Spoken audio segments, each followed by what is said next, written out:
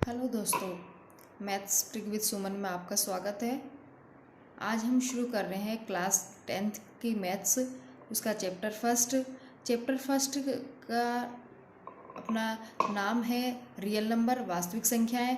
वास्तविक संख्याएं पढ़ने से पहले हम उसके बारे में इंट्रोडक्शन जान लेते हैं। उस चैप्टर में क्या क्या चीज़ें हैं, क्या क्या हमारे आगे काम आने वाला है, और उससे रिलेटेड जो भी डेफिनेशंस हैं आज हम उसको जान लेते हैं। ये सब जानने के बाद हम एक्सरसाइज शुरू करेंगे। देखिए, सबसे पहले वास्तविक संख्याएं पढ़ने से पहले हमें ये जानना ज़रूरी है कि और कौन कौन सी डेफिनेशंस हैं, वास्तविक संख्याएं किससे मिलकर बनी है। तो हम सबसे पहले देखते हैं प्राकृत संख्या।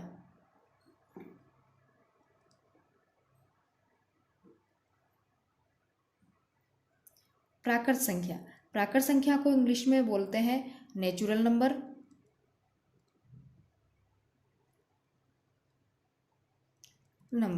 अब नेचुरल नंबर क्या होता है, प्राकृत संख्याएं क्या होती है।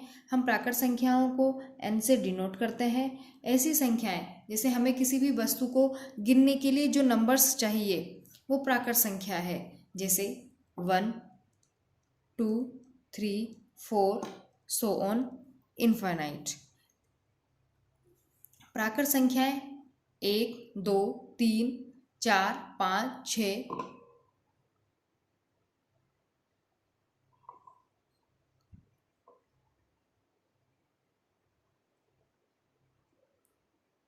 और इनफाइनाइट का मतलब अनंत, आगे कुछ भी हो सकती है जितना आप सोच सकते हो, जैसे 100, 1000, 2000, लाख, करोड़, आगे कितना भी आगे तक जा सकती है। लेकिन इसका बिगनिंग पॉइंट, शुरू का पॉइंट हमें पता होना चाहिए कि प्राकृत संख्याएं हमेशा 1 से शुरू होती है। अगर हमसे कोई पूछता है कि सबसे छोटी प्राकृत संख्या कौन सी है, तो हम कहेंगे 1। अगर हमसे कोई पूछता है कि क्या दशमलव संख्याएं, क्या पॉइंट वाली संख्याएं भी प्राकृत संख्या है, तो हम कहेंगे नहीं, प्राकृत संख्याओं में दशमलव वाली संख्याएं नहीं आती है। दूसरा हम देखते हैं पूर्ण संख्या। पूर्ण संख्या को बोलते हैं होल नंबर।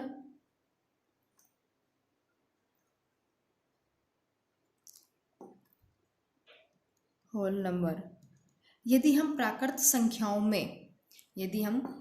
संख्याओं में जीरो को भी शामिल कर ले तो पूर्ण संख्याएं बन जाती है। पूर्ण संख्या को हम W से डिनोट करेंगे। अब देखते हैं, जैसे हमने लिख ली प्राकृत संख्याएं 1, 2, 3, 4, आगे कुछ कितना भी आगे जा सकते हैं। और अगर हम कह रहे हैं जीरो को भी शामिल कर ले, जैसे जीरो लिख लिया, तो ये पूर्ण संख्याएं बन जाएगी। अब देखते हैं, यदि हमसे कोई पूछता है कि सबसे छोटी पूर्ण संख्या कौन सी है, तो हम बोलेंगे 0।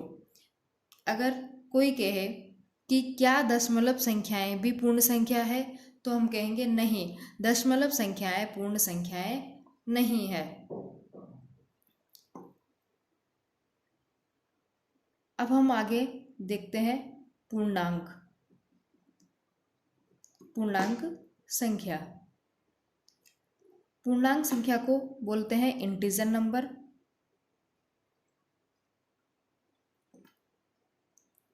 इसे हम I या Z से डिनोट करते हैं। धनात्मक संख्या और ऋणात्मक संख्या, यदि दोनों ही शामिल हो तो उसे पूर्णांक संख्या कहते हैं। ऐसी संख्याएं जिसमें धनात्मक संख्याएं तथा ऋणात्मक संख्याएं दोनों ही शामिल हो उसे पूर्ण संख्या कहते हैं। जैसे पूर्ण संख्या लिख ली 0, 1, 2, 3 डैश डैश, और इधर -1, -2, -3 dash dash dash minus infinite. अब देखते हैं, जैसे धनात्मक संख्या और ऋणात्मक संख्या, दाईं तरफ देखेंगे तो ये धनात्मक संख्याएं हैं, तो इन्हें हम धनात्मक पूर्णांक कहेंगे। इसका मतलब पूर्णांकों के भी भाग हो गए, है ना, कि धनात्मक पूर्णांक 0 के दाईं तरफ धनात्मक पूर्णांक है, 0 के अगर हम इधर बाईं तरफ बात करें तो ऋणात्मक पूर्णांक।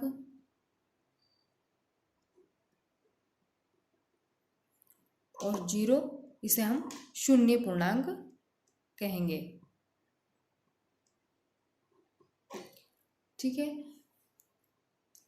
अगर हम पूर्णांक ऐसी संख्याएं जिसमें धनात्मक और ऋणात्मक दोनों ही संख्याएं शामिल हो उसे पूर्णांक कहते हैं, इंटीजर नंबर कहते हैं। 0 को शून्य पूर्णांक कहते हैं। 0 के दाईं तरफ धनात्मक पूर्णांक होता है, बाईं तरफ ऋणात्मक पूर्णांक होता है। आगे देखते हैं, क्या दशमलव संख्याएं पूर्णांक संख्या है? नहीं, दशमलव संख्याएं पूर्णांक संख्याएं नहीं है।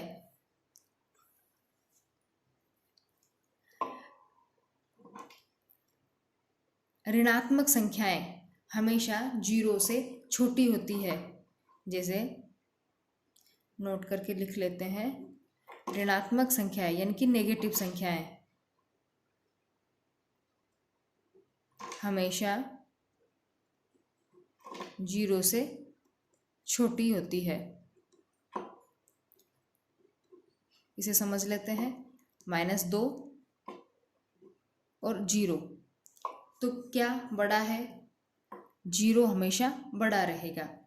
-2 और -4, तो हमेशा -2 बड़ा रहेगा। ऋणात्मक में जो संख्याएं हमें छोटी दिख रही होती है वो हमेशा बड़ी होती है। जैसे बात करते हैं -10 और -100। अब इसमें से क्या आप बता सकते हो कि कौन सी संख्या छोटी है और कौन सी संख्या बड़ी है? तो -10 बड़ी है और -100 छोटा है। इसका मतलब देखने से हम बता सकते हैं कि जो संख्या हमें छोटी दिख रही है वो बड़ी रहेगी। -2 और 2, तो ऑलवेज पॉजिटिव संख्या हमेशा बड़ी होती है।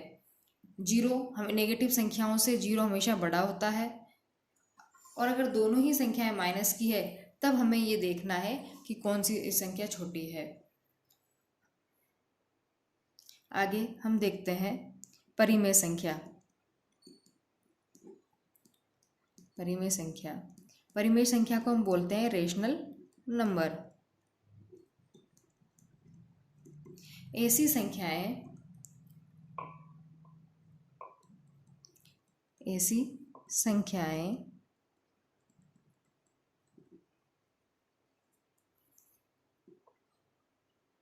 जिन्हें हम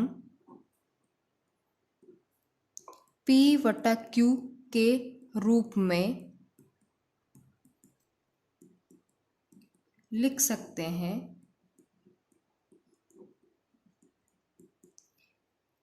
वो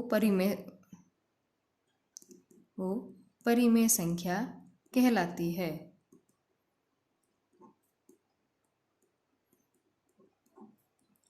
लेकिन Q नॉट इक्वल 0, इसको समझिए।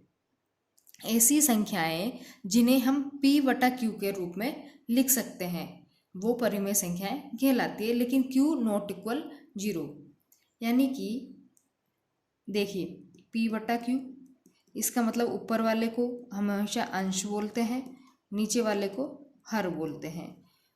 इसका मतलब है कि नीचे हर में कभी भी 0 नहीं आना चाहिए, मतलब नीचे वाली संख्याएं कभी भी 0 नहीं आनी चाहिए।